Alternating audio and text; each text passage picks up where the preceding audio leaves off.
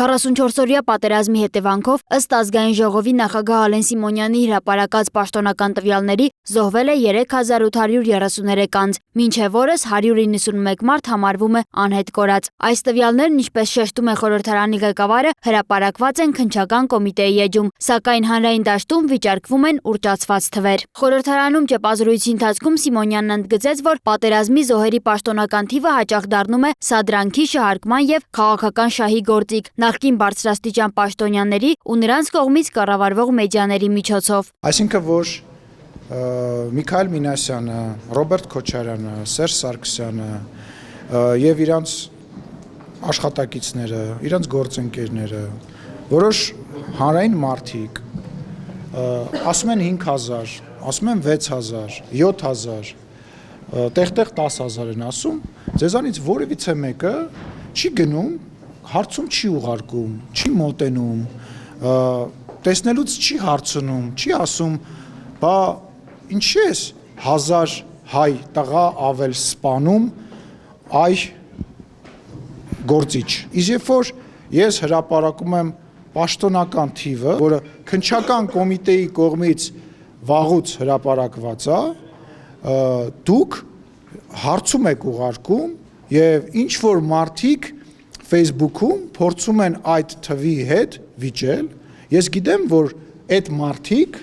իմ նշած մարդիկ, հայ մարդու ցավը, հայ մարդու էմոցիան օգտագործելով իրանց քաղաքական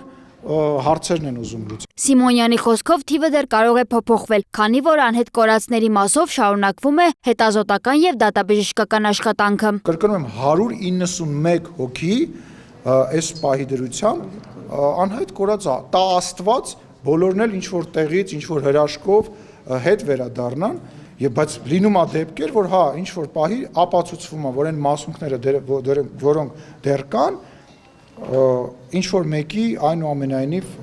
ընտանիքի անդամ է։ Միասնության թվեր նախաձեռնության ղեկավար Արման Թաթոյանը հունվարի 15-ին վարչապետ Նիկոլ Փաշինյանին հրավիրել է բանավեճի։ Ալեն Սիմոնյանի խոսքով նման բանավեճ հնարավոր կլինի միայն այն դեպքում, երբ քաղաքական ուժը հաստատի իր մասնակցությունը հաջորդ խորհրդարանական ընտրությանը եւ ունենա ընտրապայքարի իրավունք։ Գոյություն ունի օրենքով ամրագրված բանավեճի ինստիտուտ, որը տեղի է ունենալու ընտրություններից մի քանի օր առաջ։ Խնդիրը նաև կայանում է կարգավիճակների մեջ։ Հայաստանի Հանրապետության գործող վարչապետը պետք է ով էլ դա լինի, պետք է բոլոր այն քաղաքական նորաստեղծ ուժերի ղեկավարներին, ովքեր ասում են ես պատրաստ եմ քո հետ բանավիճեմ, գնամ բանավիճելու, ասենք, տենց օրինակ այսօր Թաթոյանը կառաջարկի, վաղը, չգիտեմ, մի հատ ինչ-որ երկու հոգանոց կուսակցություն կառաջարկի, չգիտեմ, մյուս օրը մյուսը կառաջարկի, այսինքն պետքա տրամաբանություն։ Հիմա ես էլ Տրամպին կանչեմ բանավեճ։ Ինքը այդ հնարավորությունը կունենա, կգա հանրայինի եթերում Պետրոս Ղազարյանի հետ եւ իր բոլոր հարցերը վարչապետին կտա։ Բայց իր նման հարյուրավոր մարդիկ կան, որոնք ցանկություն կունենան բանավիճել։ Նա հավելեց, որ նման հրավերներով վարչապետին դիմողը պետք է նախ փորձի բանավիճել նախկին ղեկավարների հետ։ Թաթոյանին առաջարկում եմ սկզբից մի հատ այդ թեմայի շուրջ կանչի օրինակ Ռոբերտ Քոչարյանին եւ Սերժ Սարգսյանին բանավեճի։ Տեսնենք իրանք կվախենան, թե չեն վախենա, դուք ասում եք վախենում է։ Նույն իրանք էլ գործող երկրի ղեկավար չեն։ Հիմա ինքը տենց հավակնություն ունի գործող ղեկավարի ականջում,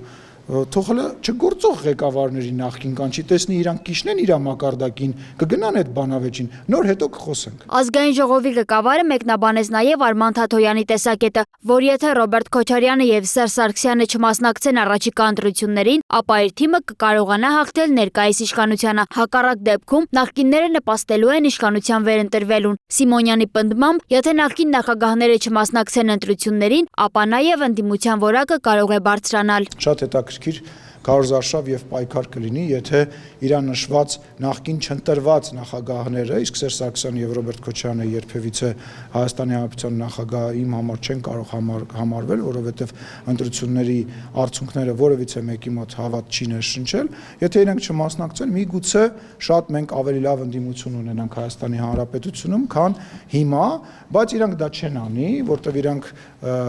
մոնոպոլ դիրքերում նախկին չինովնիկների, բիզնեսմեն պայմանների եւ բդեշխների շնորհիվ ամեն մեկը փորձելու է ինչ-որ ձևով ներկայություն ունենալ այստեղ։ Ինչ վերաբերում է Թաթոյանի ընտրվելու հնարավորությանը, ապա Սիմոնյանը չբացառեց այն։ Եթե Արոն Թաթոյանը այդքան ձեն կհավաքի, կկարողանա իր ասածը հասցնել, ինչու ոչ կարող է եւ ինչ որ ընտրությունների ժամանակ հաղթի եւ դառնա ինքը իշխանություն։ Հայաստանի Հանրապետությունում ազատ ընտրություններ են, բայց իմ կարծիքով այսօրվա անդիմությունը պարլամենտական պետքա շատ ակտիվ պատրաստվի 2031 թվականի ընտրություններին։ Ազգային ժողովի նախագահը վստահեցրեց, Հայաստանում ընտրություններն անցկացվում են ազատ, արդար եւ թափանցիկ։ Սոնա Գիշյան, Տիգրան Ղազարյան, Free News, Ազատ լուրեր։